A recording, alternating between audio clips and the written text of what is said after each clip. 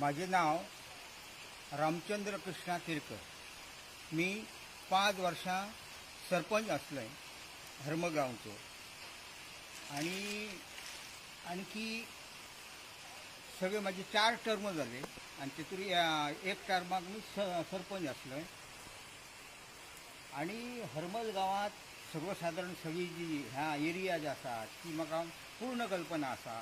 तसोच आमचो जो ह्यो पार्सेकर वाडा पूल आसा तो बहुतेक माझे माहिती प्रमाणे एरिगेशन डिपार्टमेंटात हेची जवळ 40 वर्षांपूर्वी हेचा बांधकाम केल्लो आसा.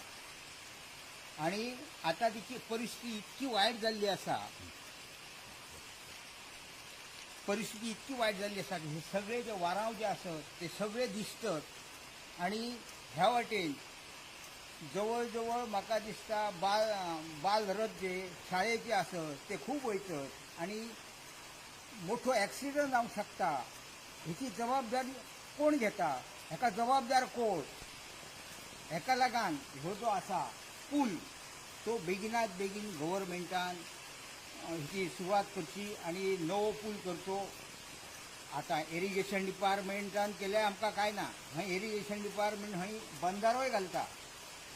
जवळ आमी चतुर्थीक हयसर ह्या बंधाराक ते तबाव घालतो आणि हे पाणी आडायतो आणि आम्ही हे गणपती विसर्जन करतो. तसेच कामां खूप जाल्ली आसा आणि व्हडले महाराष्ट्राचे ट्रक येतात.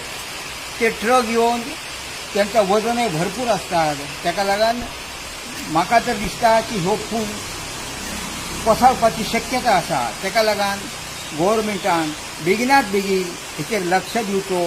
तशीच आमची पंचायत आसा, पंचायतीन लक्ष दिवचो. तसेच आमचे आमदार जीत आरोलकर आसत तेंच्यांनी हेचेर लक्ष दिवचो. एक ग्राम सभेत हो विषय काडलेलो.